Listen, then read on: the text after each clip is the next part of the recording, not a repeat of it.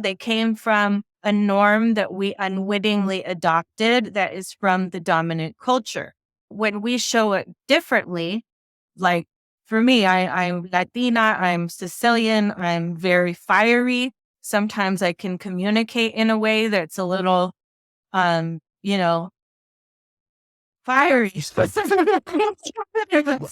Welcome to another episode of the Living Out Loud discussion series. And today we are talking about context appropriateness when addressing white supremacy culture. I am your host, Charmaine Utz, a relational DI expert. If you are new here, we are unpacking real life scenarios and issues that come up in professional settings or in settings where we feel like we need to be buttoned up. The goal of every single episode is to reveal the layers and the nuances in those interactions so that we can learn about them as a community that cares about diversity, equity, and inclusion. As always, the things that I say today, any of my viewpoints, those are my own and not as a representative of any of the agencies that I work for or am contracted by.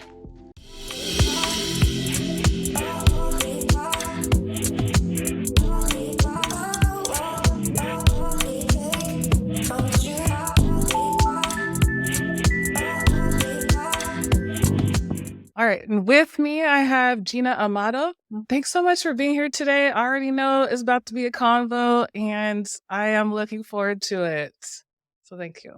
All right. I'm thinking about how I've met you, and I can't even count how many years ago this was, but I know we were working at a nonprofit together in South LA, and we were working with a similar population doing very, very different things. And I just remember you were always yourself and you were always a badass. Like, it didn't, like, wherever you went, you just walked in with this force, and you were also so insightful and caring. So even though we were in office doing really hard work, I recall you being a person that I could go to talk to about anything.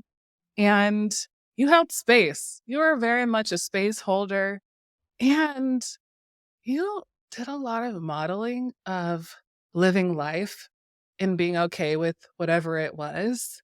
And I think that made it okay for other people to do that too. And I've never said that to you, but I'm saying it to you now. I remember that. Like, you're always going to be that person that was strong and also okay with not having the strongest moments. So thank you for that as I'm recalling it. And thank you for being here. Charmaine, thank you so much. It is an absolute pleasure to be here with you. I really appreciate you reaching out to me. My name is Gina Amato. My pronouns are she, her, hers. I am a social justice attorney who's been practicing for over 20 years. I am the directing attorney of the Immigrant Rights Project at Public Counsel, where I've been for almost 16 years and have been over 20 years in the immigrants' rights movement, lifting and protecting immigrants. I think the passion that I have for my work comes from my own personal background. I am a first-generation Chicana, born and raised here in the LA area. My mom is from northern Mexico. My dad was Sicilian American.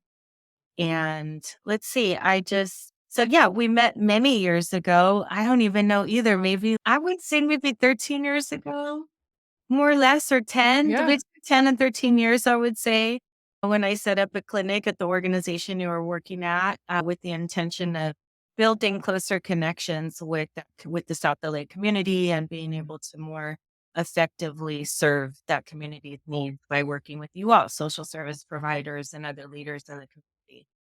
I remember the first time I met you, I was at a DCSS meeting in South LA. You were a young woman, and I remember you standing up and presenting. I don't remember what on in particular, but presenting on behalf of the organization you worked for. And I was immediately impressed on just how intelligent you were, how command you had over what you were speaking about. And so when I met you later on site at the organization, I think it was just a really natural fit. And I always saw you as an anchor for me and as somebody who really supported me at that role and made me feel welcome and at home. And I'm a little surprised about what you said, that I am somebody who modeled I don't know what you said, but basically being okay with things and modeling humanity, or I guess what I take it is like authenticity, just being authentic in the workspace. And you are definitely somebody that I view as modeling authenticity and really just modeling living life unapologetically, like the name of your podcast, and pursuing your dreams despite what those around you might think or say. Not that people are thinking any negatively of you, but I've seen you make really big, important decisions and then pivot soon after, based on your own internal compass, your own life dreams, your own vision for your life. And that has always left a huge impression on me.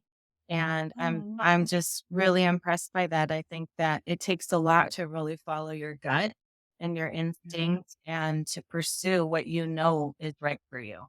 So yeah, it's a pleasure to be here with you. Oh my gosh, I just need a moment to let that. I want to receive it. Yes, as you said that, I was just imagining all of those times back in the day in like the lunchroom or each other's offices, some like very difficult moments. Yeah. Oh my gosh, it's so true. Thank you for that. That meant so, so much, especially on things I got going on in my life right now. Like that really, it just filled my heart. So thank you. It's wonderful. You're welcome. Yes, yes, yes. Well, I don't know how to transition to the topic other than to say, let's talk about the topic. Yeah. And I've been using the term context appropriateness for a lot of things. So I'm happy to talk about what it means in general, but I think it's important that we start there with people so they understand what we're talking about when we say context appropriateness, Mhm. when we are talking about addressing white supremacy culture. And I know for me, when I say context appropriateness, I mean that there are people that are learning a lot of things. And I I put a lot of stuff under a DEI umbrella, and that there's so much work that goes under it. And I'm not saying something's better than the other. I'm just saying when I say DEI, I know it means a lot of things. It can mean white supremacy culture, it can mean other things. What people are learning is information, and then they kind of like categorize it as like good or bad. And then if it's bad, you just are never supposed to do it again, or you're supposed to do something all the time. And what's missing is the context appropriateness, which is understanding what you're learning so well that you know how to use it, when to use it, what parts make sense in these situations, what parts make sense in others. That's missing right now. So when I think about context appropriateness for white supremacy culture, I feel like it's the same thing. People are learning a lot of stuff, and it feels like it's either this or that. And I that's my thought on it, and I'm curious to know what it means for you. Mhm. Yeah. So I think just to start off, like when we're talking about white supremacy culture, I think maybe we should spend a moment on that Mm, before we get into context appropriateness. So what we're talking about is basically when the attitudes, beliefs, actions, and behaviors of white people are basically codified into a culture. And we see that inside our organizations and workplace. So it can be as large as the number of hours you're expected to work in this 5-day work week, 40-hour plus week, down to even the details of what you wear to work, what the yeah, tone in which you speak, the words you use, how you respond to something. It really permeates sort of every aspect, I think, of our work culture. yeah, So when we're talking about white supremacy culture and really trying to deconstruct it, we're trying to look at the ways in which we have just sort of adopted unwittingly the customs and culture of white America into our everyday lives. And so, yeah, I think this is something that has come more into our consciousness or into mainstream consciousness in the last few years, largely driven, I think, by that very impactful article by Tema Okun and all the work on dismantling racism.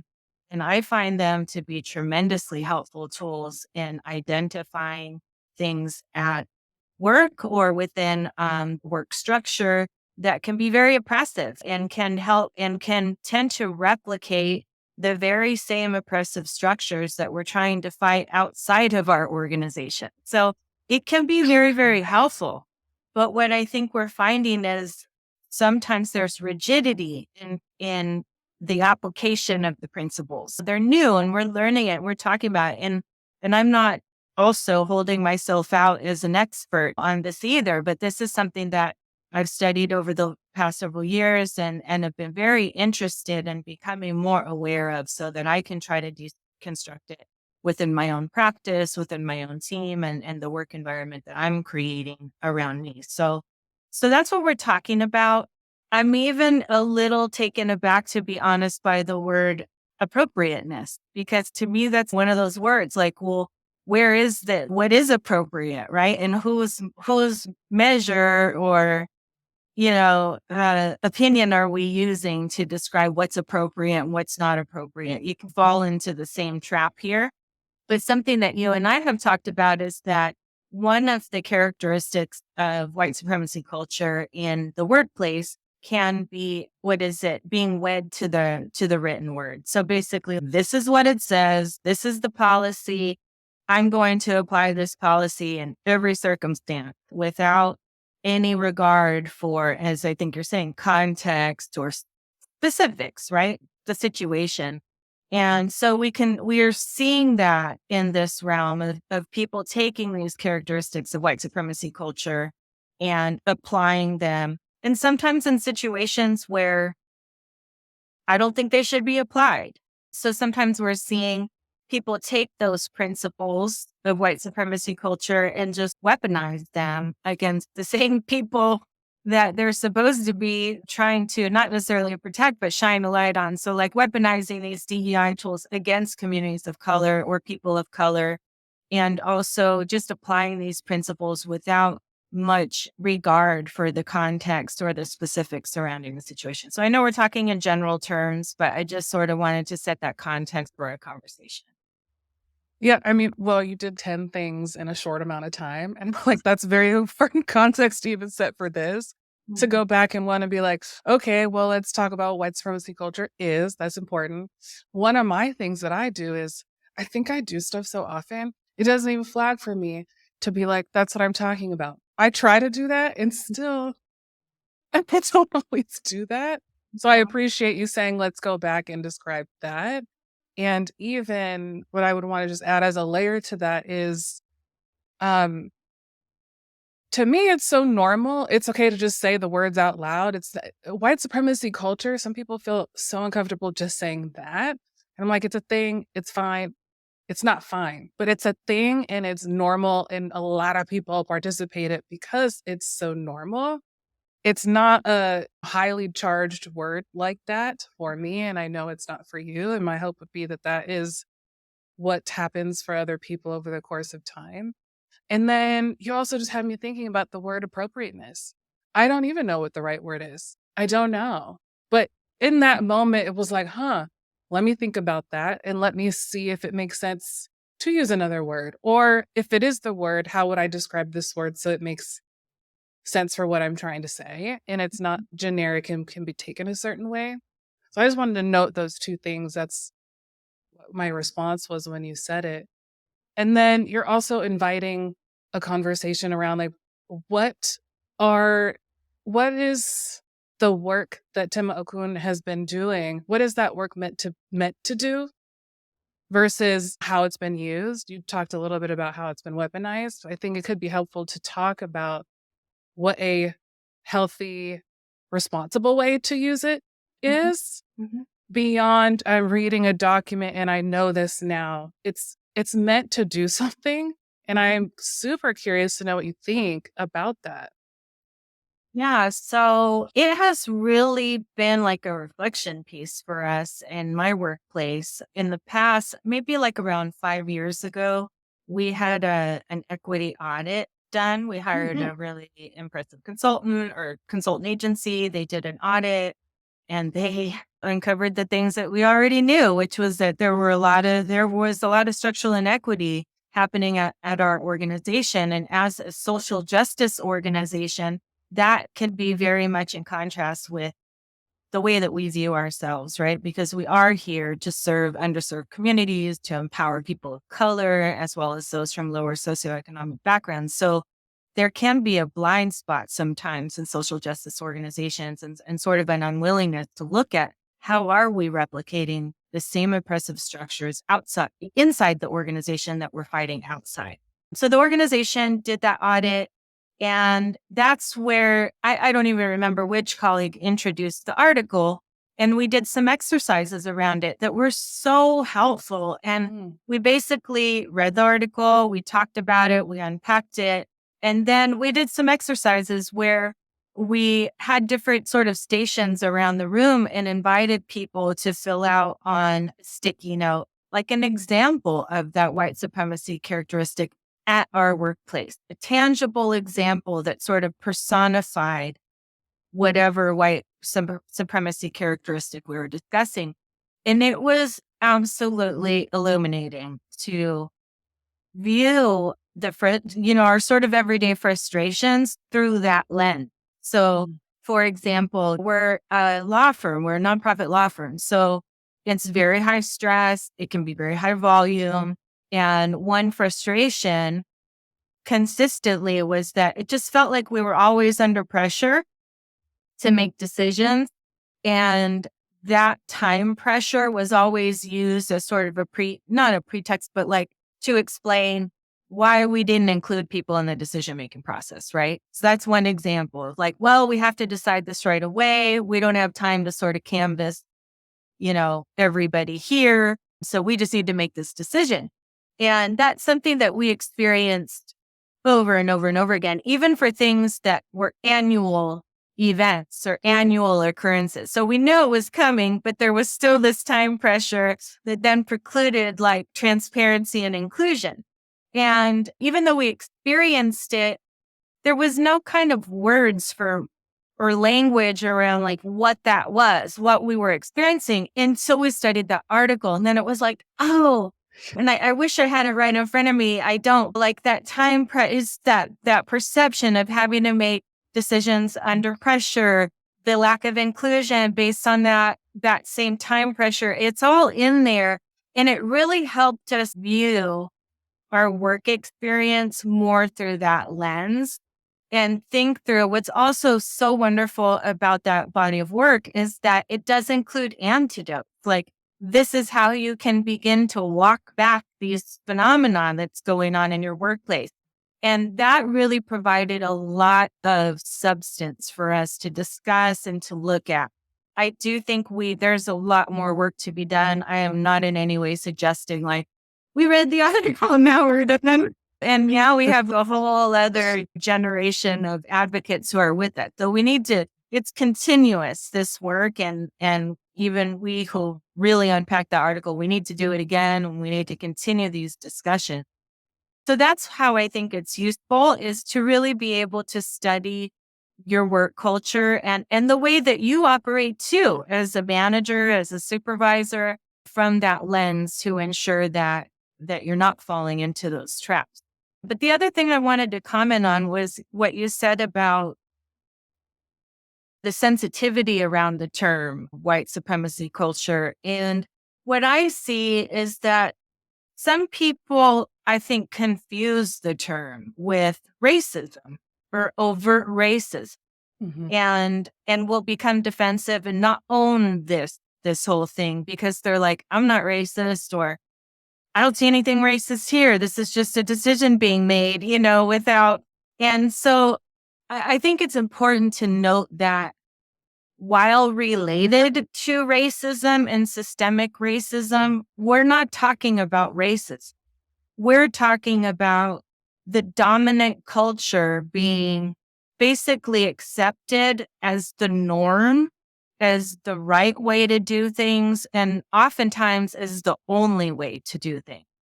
And othering other ways of doing things, other modes of communicating, other ways of being in the workplace. And even when you think about our shared definition of professionalism, what we think of when it means to be a professional or to act professionally, these are all concepts that we didn't create. They came from a norm that we unwittingly adopted that is from the dominant culture. When we show it differently, like for me, I'm Latina, I'm Sicilian, I'm very fiery. Sometimes I can communicate in a way that's a little, you know, fiery.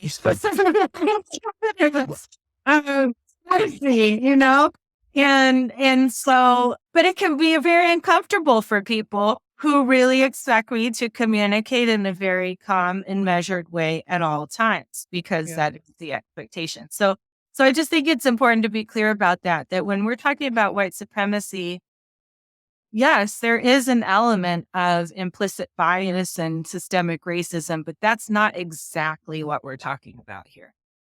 Yes. Yes. I love the fiery, spicy thing. Okay. I'm thinking about like when you're talking about like where it came from and what we are and what we aren't talking about. When I do trainings for people, I usually start with, hey, where did you learn about how to be a good leader? Like, where did that come from? And some people will come with ideas like a mentor or a person they know. And I say, like, where did they learn how to become a leader? Like, where did they learn what was good leadership? People can't usually go that far back. Mhm. But part of the history lesson is, hey, did you know that this is actually how the leadership term developed? And this is how professional standards were developed. And literally going back to the historical point in time when a certain group of people said, this today hereforth is what professional means, and this is what leadership means. And you can literally track over the course of time, especially as it relates to leadership, who created leadership models, who they were, what their viewpoint was, what data or lack of data they used. It was usually because they felt like it or used data to bend it to what they thought, and then present it and publish it, and it becomes the new thing. And that occurred over the course of time.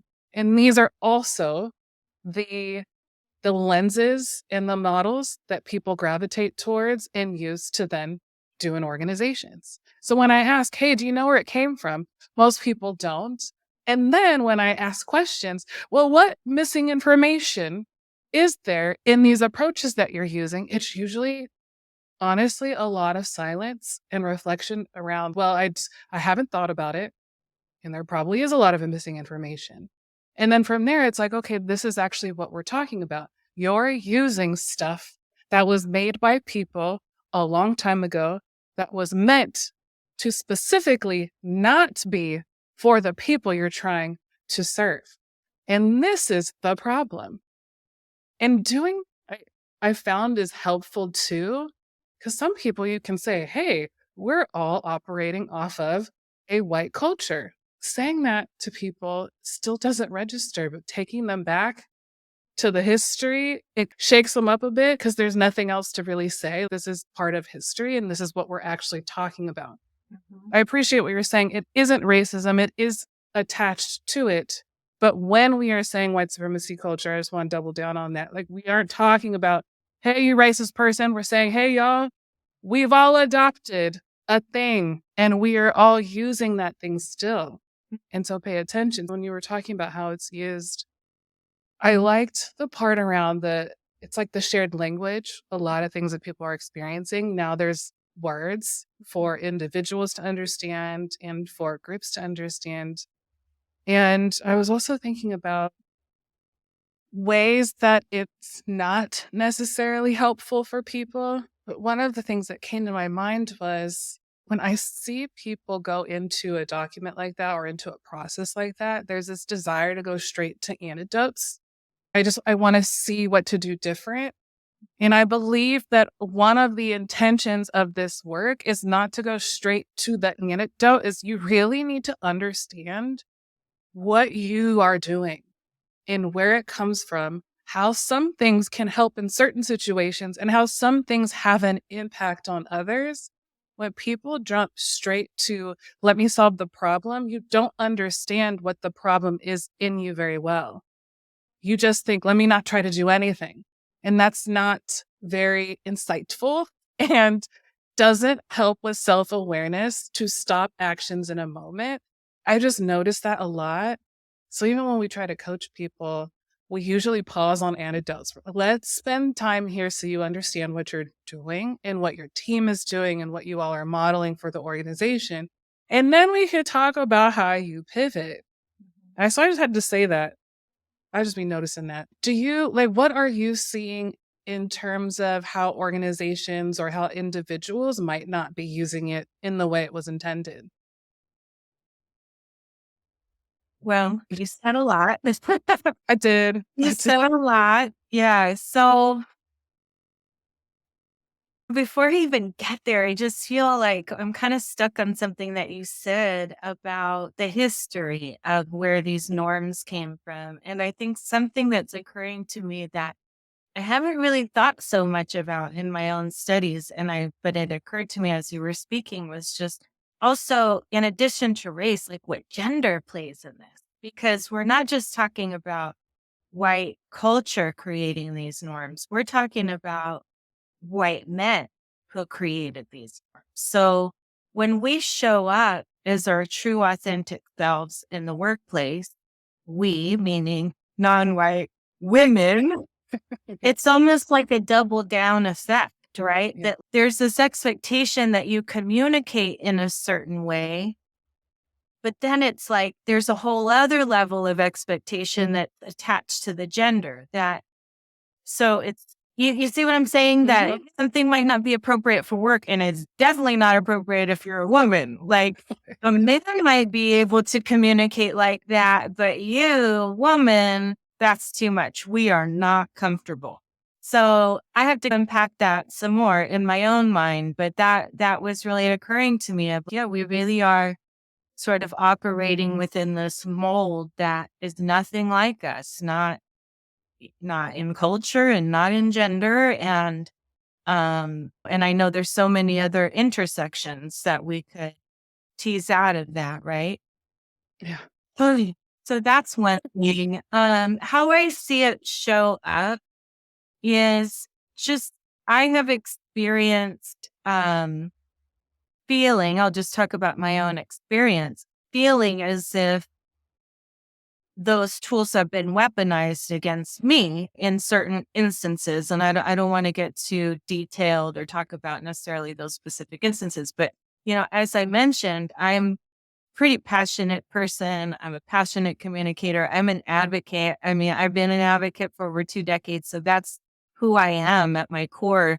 And I have a major intolerance for injustice, whether that's against the communities that I serve or against myself. And there have been times at work when I have communicated in ways that were not appropriate, gotten angry, gotten defensive, been very open about my displeasure, for example, or even raised my voice.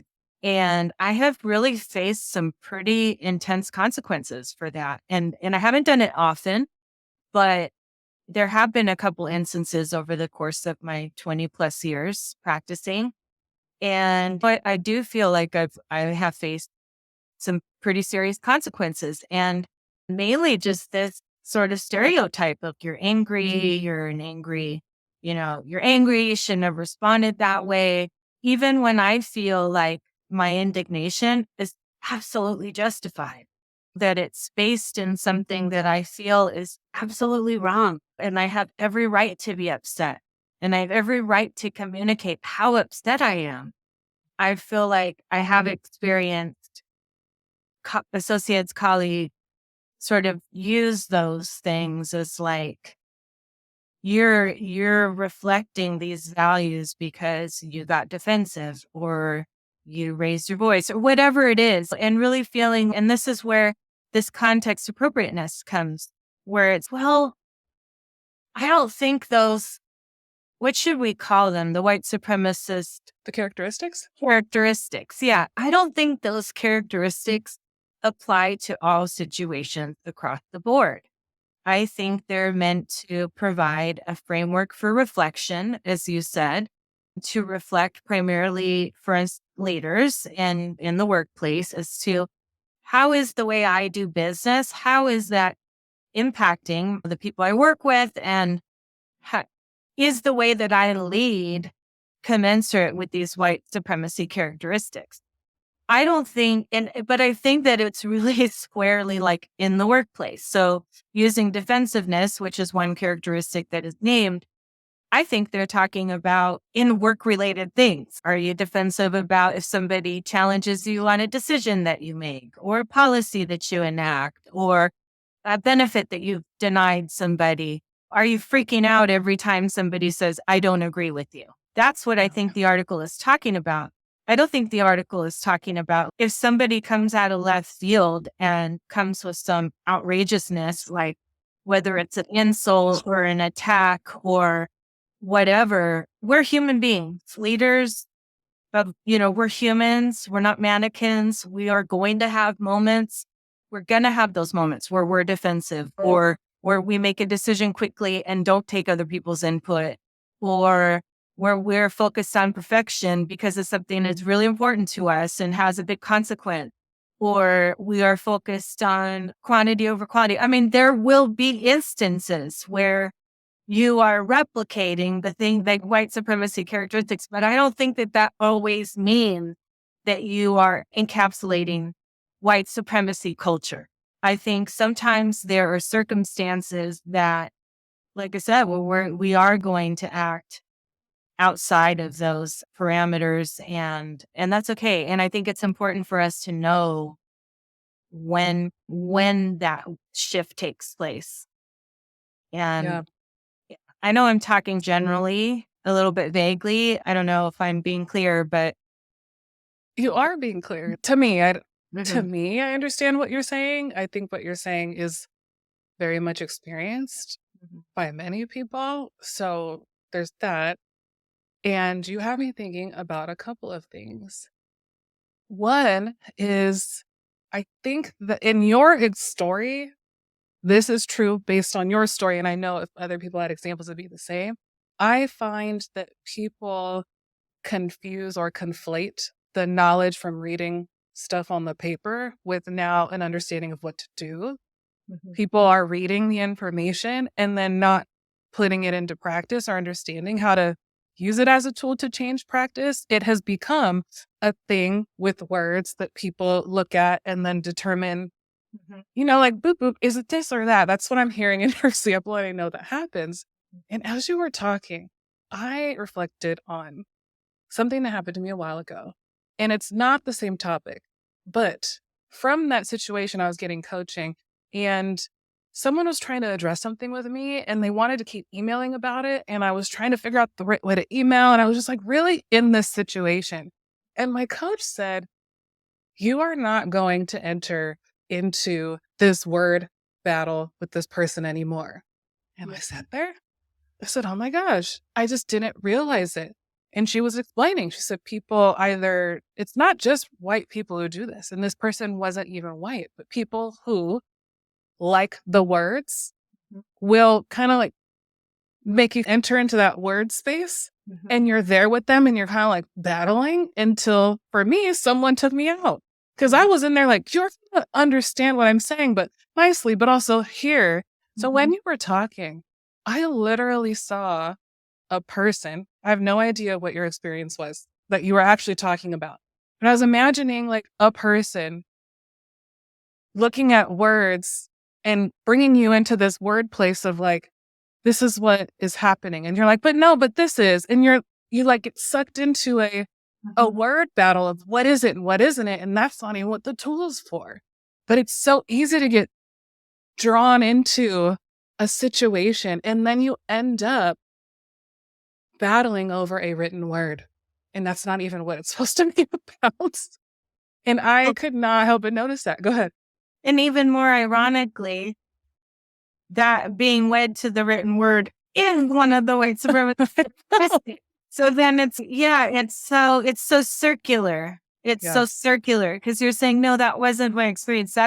And they're saying, no, but you did this. And you're like, it's really difficult to get out of. And yes, by attaching yourself so rigidly to the characteristics, you can weaponize them. And I think you made a really important point about the person that you're thinking of being a person of color.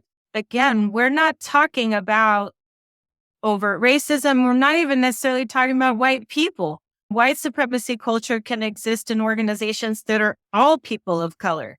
It's not about the person, it's about the culture. It's about the expectations and the norms, the mainly unspoken expectation. And you see people, leaders of color all the time carrying out or replicating white supremacist structures because that's what we were trained in. That's what we were raised in the same way that I'm sure we replicate patriarchy because we've been marinating in it since birth. It's the same thing. It's like the only model we know. So we step into these rules and in these organizations and we replicate them because it's like, this is what it means to be a leader. It means that I'm powerful. It means that I get to make the decisions. It means that all the things, right? That the power lies with me. I don't need your input. We don't need to do things differently. This is how we're going to do it. And there have been times where I've experienced that even more at the hands of leaders of color who are trying to make a name for themselves or be squarely in their authoritative position. And it's really challenging. It's really challenging to have those conversations because usually there's a blind spot there. Well, how can I be promoting white supremacy culture? I'm a person of color. I came from a low income background. I fight for social justice. What do you mean I'm embodying white supremacy culture? And, unfortunately, those things are not mutually exclusive. All those things can exist at the same time. And so the tools are really to motivate, encourage us to reflect on how we're leading and how we can do things differently. Yeah, absolutely. I agree. And you had mentioned this earlier about the intersectional piece. Yes, it's everybody. No one's exempt from participating in white supremacy culture. And then what you were lifting up earlier is that like intersectional piece. And you had talked about race and gender, and then there's other parts of people's identities that makes our interactions even more nuanced, which is why looking at a document and determining whether or not something is or isn't helpful because there's other things that aren't in the document Right. Like that are like what? like context. Mhm. Yes, there's people here.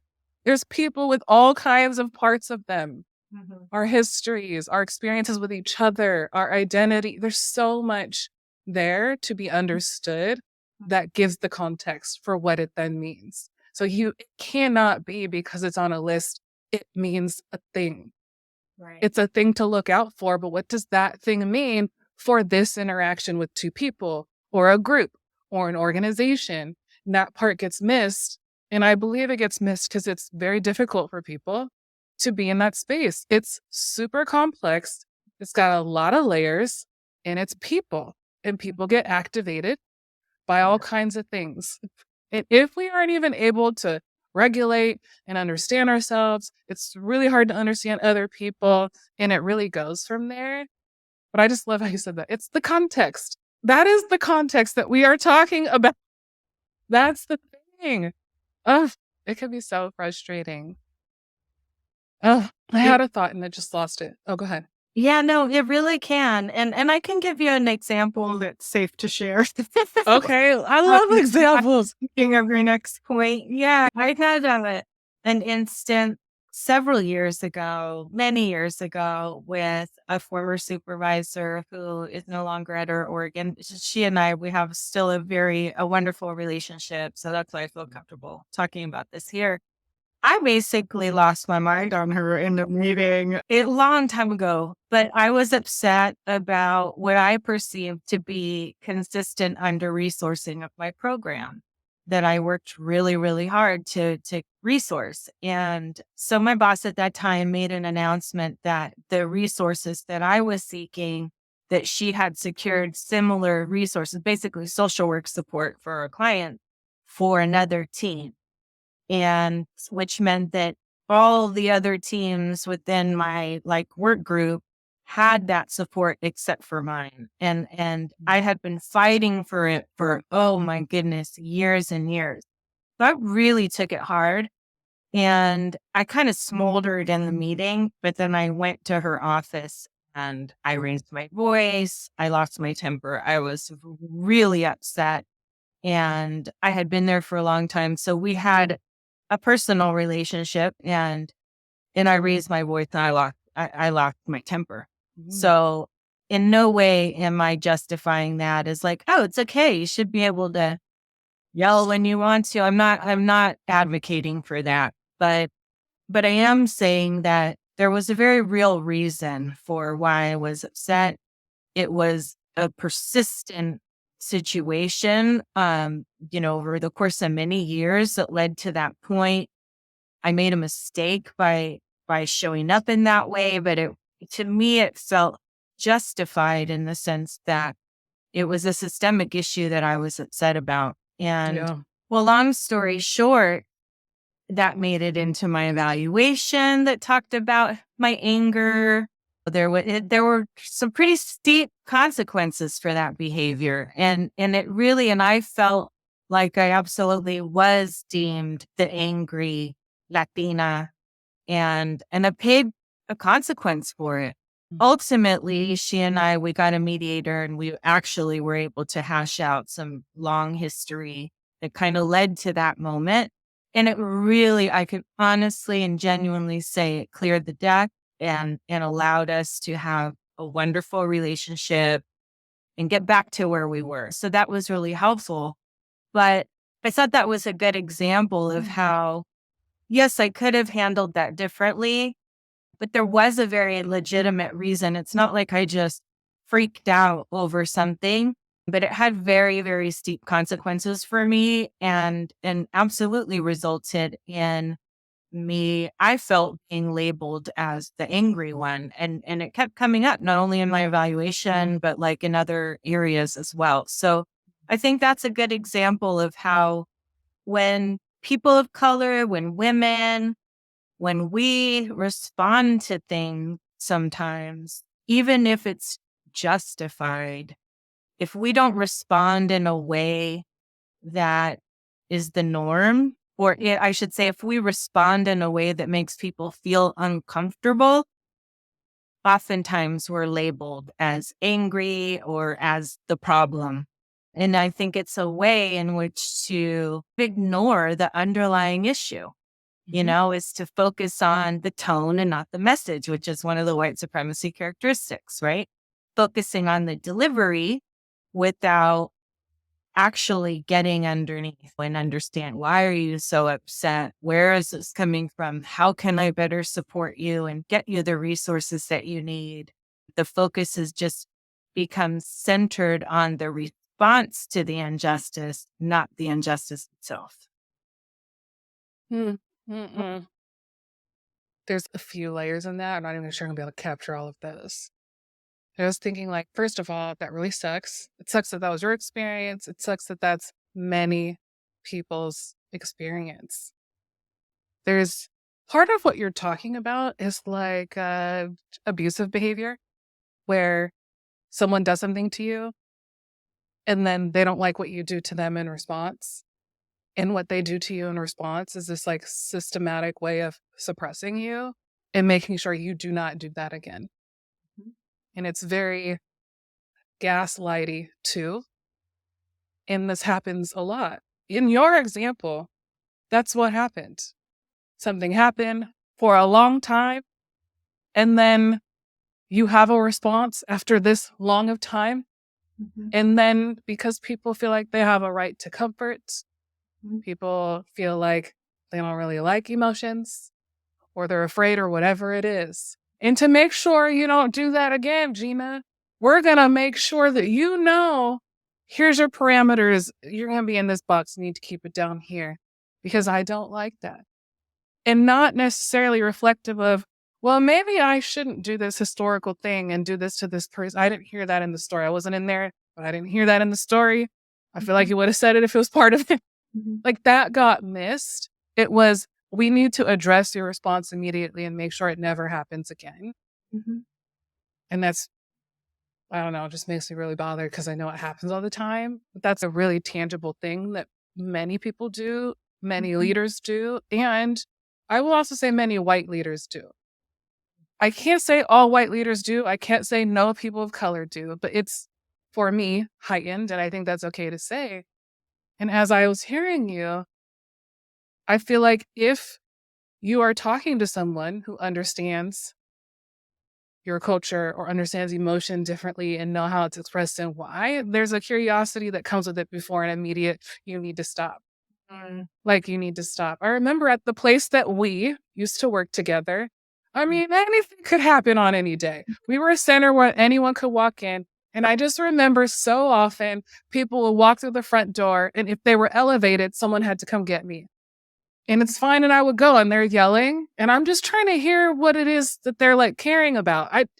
They're yelling at me, but I know they're not yelling at me. right, right. You know, like, now you might have been yelling at that person, but my point is someone who understands emotions Mhm, in people who have different ways of expressing themselves mhm, may, for a moment, before they say shh, might just be curious about what is happening and why it's happening mhm. because there's something else there, not just a problem employee who needs to chill out and come to me calm, cool, and collected. Yeah. Yeah, I just had to say that, get that off my chest. That's Yeah. all. Well, I mean, and you know better than I that this happens to Black women all the time, that Black women are very often stereotyped for being angry by just responding to outrageous things that are lobbed at y'all all day, every day, you know? And I think that's such a stark example of this is yes, you can expect me as a leader to do my best, to not be defensive, to be inclusive, to be all these things. But if you come at me with craziness, chances are I'm gonna respond because I'm a human. And while I will do my best to be calm, cool, and collected, I am who I am. I come from the background that I come from. Like I did not grow up in an environment where people communicate calm, cool, and collected. I'm sorry. My mom is Mexican. My dad was Sicilian. That's just not, we don't do that, you know? And, um, so I just think that it's really important to recognize the injustice of that. That if you're just going with my previous example is, yeah, if you are a target of explicit and implicit racism and bias every day and you respond, it's like boom, now you're not only getting mistreated, but now we're going to stereotype you as angry without Mhm. looking at how justified that anger is. That anger is so justified. Of course women are angry. Of course Black women are angry. You know, it's like of course, but not to say that all Black women are angry. I understand. I understand what you're saying, and I don't think there's anything wrong with what you said, Okay, like, but I'm at just all. saying, like, when you face an injustice, Mhm. you can't be expected to respond in a textbook way, is what I'm Mm. saying. And there should be more room for the humanity that is at play and the feelings that we experience when we're in these situations. And so getting back to our original point, the white supremacist characteristics, we need to be discerning when it comes to the application of those principles. And as you said, there are lots of things that should be taken into consideration when looking at whether or not white supremacy culture is at play in any one given situation. Yep. Yep. You're very good at bringing stuff back. You I don't know. You do that well. Thank I appreciate what you're saying, and I also feel like, what else would I add to that? If somebody's listening and they think to themselves, "All right, well, maybe I'll entertain, doing something differently," like, if that's you. I like what you were talking about, the discernment. That feels so important. And I don't even know what else I would add other than, like, that the tool is information. you. It's really helpful information to understand what's happening in you, understand what's happening with the people that you're interacting in the spaces that you're in. It's not your checklist to determine if it is or isn't. If someone's using it as a checklist, like if you're listening and you are using it as a checklist, that's not the intention of the tool. So be mindful of that.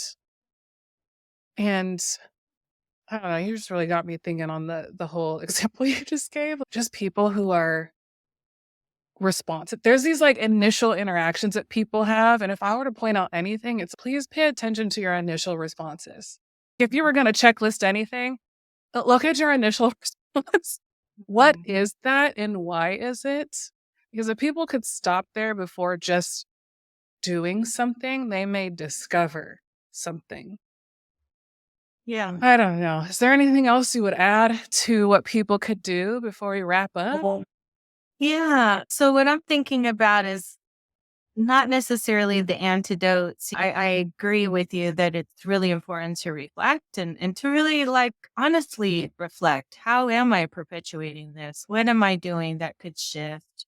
One of the things that I think we can do is to try to create more space at work for people to show up as their true authentic selves. Because how can you give somebody the benefit of the doubt if you don't even know who they are or where they come Mm, from, right? And so one of the things that we started doing in these more recent years, almost as a direct result of these studies, is so we do with my team, we have weekly meetings, and the facilitator always has the option to do what we call a true colors presentation, which is a presentation on whatever they want. Most people talk about their families. I talked about last week was actually my turn, and I talked about my adoption story, adopting my daughter, and I walked them through some really personal things about myself and my history, but things that I think the vast majority of the team didn't know about me.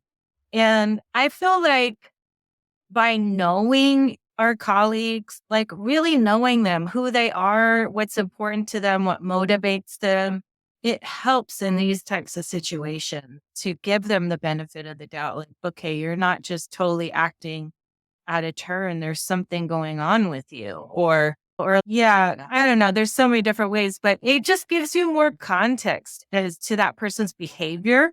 And I think can help you give that person the benefit of the doubt.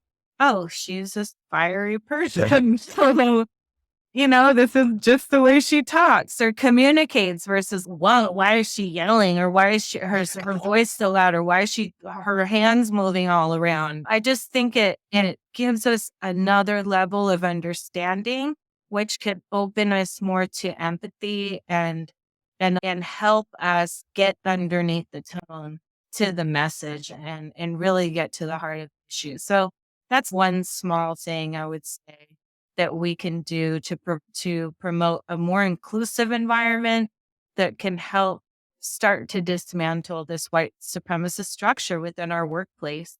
Um, and to model it, I wear these big old hoops. I've been wearing these for years. I wear really, really tall boots to work, things that wouldn't be necessarily considered work appropriate. I try to create little pockets where I can be myself and I can show up as myself and I can model that to the people that I manage and supervise that not only is it okay, but it's actually your differentness, it's your uniqueness that adds to this environment. It makes it more interesting. You bring a new perspective, new energy. And in that way, I think that we can begin to create our own culture that is more inclusive of everybody in it. absolutely. Absolutely. I don't think there's anything to add to that. I really appreciate the relational aspect of what you're talking about. So thank you for that. I think that's a good place to stop. If people are telling themselves, okay, I've got to get in touch with Gina, what is the best way to do that? Holler at your girl. And, so let's see. Probably email me at my personal email address. Should I give out my personal email address? That is a you call, not a me call. Yeah, I would say Yeah, go ahead and email me at my personal email address. It is chicawapinc@yahoo.com. I will spell that for you. It's Chica, CHICAWAPINC @yahoo.com. Nice. Nice. Thank you so much, Gina. If you want to get in touch with me, you can visit our site at livingunapologetically.com. On there, you'll have social media handles, emails, you'll have access to my book, Bias Conscious Leadership, a framework for leading with action and accountability. If you enjoyed today's episode and felt like it could be helpful, please share with people on your network. Have conversations, have a conversation with yourself. Share, subscribe, and I think that's it for now. So until next time, bye. Bye.